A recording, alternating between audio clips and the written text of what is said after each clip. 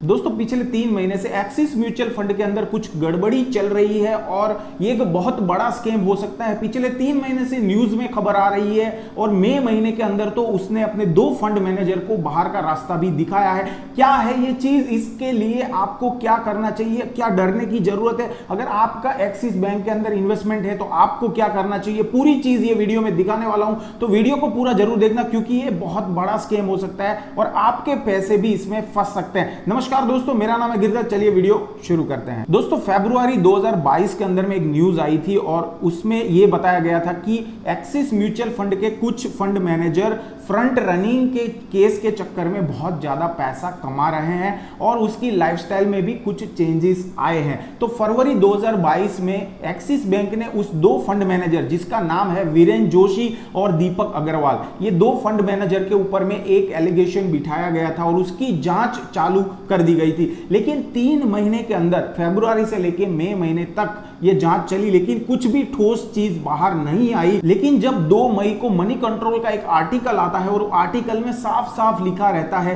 कि axis bank के कुछ फंड मैनेजर एक बढ़िया लाइफस्टाइल जी रहे हैं, लंबोर्गिनी गाड़ी के अंदर घूम रहे हैं और कुछ नई नई प्रॉपर्टीज भी खरीद रहे हैं, तब जाके यहां पे लोगों का दिमाग खुलना चालू हुआ कि क्या चीज है ये, इतना ज्यादा पैसा ये फंड मैनेजर के पास कहां से आया। सेबी ने भी यहां पे क्वेश्चन मार्क उठाया और उसके बाद से ये सारा जो न्यूज में कार्यक्रम है वो चालू हुआ। तो अभी आपके दिमाग में भी क्वेश्चन आना चालू हो गया होगा कि ये फ्रंट रनिंग क्या होता है और फ्रंट रनिंग से फंड मैनेजर को क्या फायदा है, जबकि सेबी की गाइडलाइन के हिसाब से कुछ भी चीज आप इस पे नहीं कर सकते और उसका जो पैसा है इन्वेस्टर्स का, उसको आप यूज नहीं कर सकते। फिर किस हिसाब से फंड मैनेजर जो है उसका फायदा उठा के अपना पैसा बना रहे हैं। तो दोस्तों फ्रंट रनिंग जैसा इसका नाम है कि यहां पे क्या होता है, जनरली सारा जो डिसीजंस होता है, कौन से शेयर्स में इन्वेस्ट करना है, कौन सा स्टॉक अच्छा है, वहां पे म्यूचुअल फंड के अंदर में एक बोर्ड रूम होता है और वो बोर्ड रूम के अंदर में सारी चीज डिसाइड होती है और बोर्ड रूम के अंदर कैमरे लगे होते हैं, सारी चीजें रिकॉर्ड होती है। इसके चलते कोई भी फंड मैनेजर कुछ भी चीज करने से पहले 100 बार सोचेगा क्योंकि यहां पे सारी चीज रिकॉर्ड की जाती है। अगर वो रिकॉर्डिंग मतलब वो डिसीजन के बाद में पहले अगर कोई बंदा फंड मैनेजर कुछ चीज पहले ही खरीद लेता है तो यहां पे सब चीज क्लियर होती है। लेकिन जब से लॉकडाउन लगा और जब से वर्क फ्रॉम होम चालू हुआ, ये सारी चीजें हट गई। लोग फंड मैनेजर जो है घर से डिसीजन लेने लगे और घर से ही सारा काम कर रहे थे। उस टाइम पे फ्रंट रनिंग अभी आपको क्लियरली समझ में आ जाएगा मैं जो बता रहा हूं। जैसे कुछ फंड मैनेजर ने साथ मिलकर ये नक्की किया कि भाई फॉर एग्जांपल एक्स स्टॉक जो है ये आगे बढ़ सकता है और हमको अभी इसमें एक अलोकेशन देना पड़ेगा 5% का।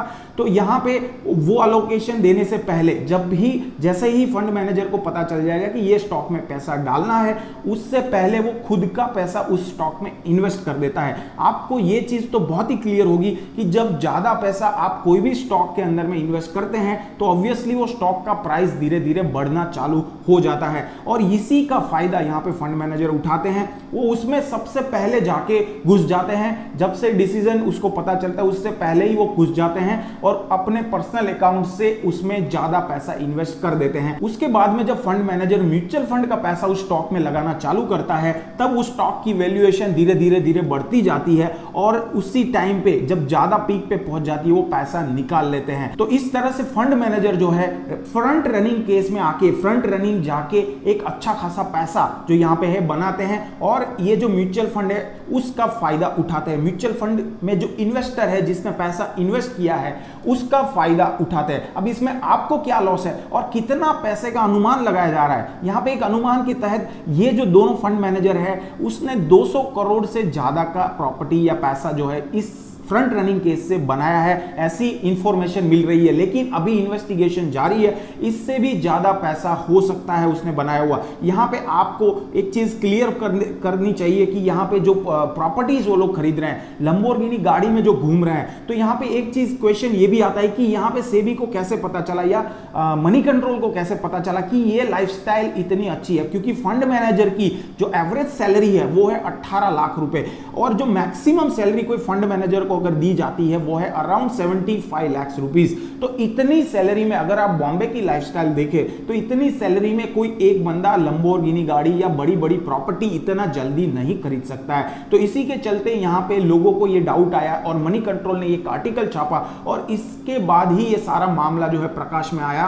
और इसके बाद में ही एक्सिस म्यूचुअल फंड ने यहाँ पे एक्शन लिया ये दोनों फंड मैनेजर के ऊपर और इमीडिएटली इसको जो है बाहर का रास्ता दिखाया। लेकिन अभी भी जो थर्ड पार्टी है उसके जरिए ये पूरी प्रोसेस पे इन्वेस्टिगेशन जारी है। अभी इन्वेस्टिगेशन आएगा तभी पता चलेगा कि इस पे कितना बड़ा स्कैम हो सकता है या कितनी बड़ी वैल्यू का लॉस यहां पे इन्वेस्टर को हुआ है। दोस्तों ऐसा फ्रंट रनिंग का केस पहली बार नहीं हुआ है, पास्ट में भी बहुत बार हो चुका है जिसमें रिलायंस सिक्योरिटीज भी शामिल है और ऐसी कई कंपनीज के ऊपर फंड मैनेजर्स के ऊपर ऐसे केस लगे हुए हैं। लेकिन सेबी की गाइडलाइन के हिसाब से अगर आपका कोई भी फंड मैनेजर ऐसी गाइडलाइन का उल्लंघन करता है तो उसके पीछे में उसके ऊपर में कुछ पेनल्टी भी होती है। तो यहां पे जो मिनिमम पेनल्टीज है वो है 25 करोड़ रुपए या जो प्रॉफिट उसने कमाया है उसका 3 गुना, जो भी इस दोनों में ज्यादा है वो पैसा यहां पे करना पड़ेगा। ये एक पेनल्टी है, लेकिन इससे इन्वेस्टर्स में भी एक भय का माहौल बन जाता है। और यहां पे आप देखेंगे जैसे ये न्यूज फैली है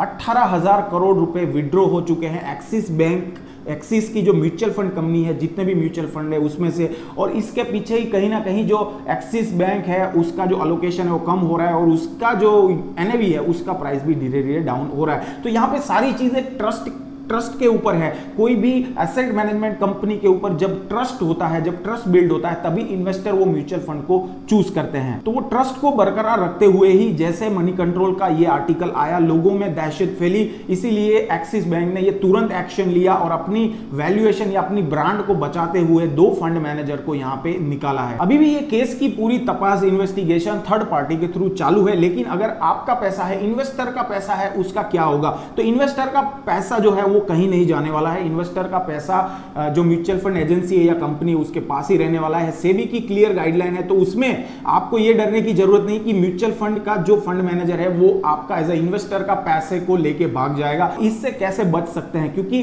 जितने भी फंड यहां पे आज के दिन मार्केट में है, फंड मैनेजर कहीं ना कहीं चुपके ये फायदा जरूर उठाते हैं और उठाते भी होंगे, हमको पता नहीं चलता। तो इसको बचने का एक ही रीजन है कि आप सिंपल इंडेक्स फंड में पैसा लगाइए। देखिए रिस्क हर जगह पे है, तो आपको अगर रिस्क लेना है तो आप जो ऐसे इक्विटी म्यूचुअल फंड है उसमें जा सकते हैं। लेकिन इंडेक्स फंड सबसे बेस्ट माना जाता है क्योंकि उसमें ज्यादा इन्वॉल्वमेंट नहीं रहता है फंड मैनेजर का। जो इंडेक्स चलता है सेंसेक्स या निफ्टी का, उसके ऊपर ही पूरा फंड जो है वो चलता रहता है, तो उसमें आपके पैसे बहुत ज्यादा सेफ रहते हैं। दोस्तों ये केस के अंदर में आपकी क्या राय है मुझे कमेंट बॉक्स में जरूर बताइए। आपके विचार मेरे साथ साझा करिए और बाकी जो मेरे दूसरे व्यूअर है उसके साथ भी साझा करिए। ये वीडियो में बस इतना ही, मिलता हूं आपको और किसी नए वीडियो में, तब तक stay healthy, stay invested, good bye and जय हिंद।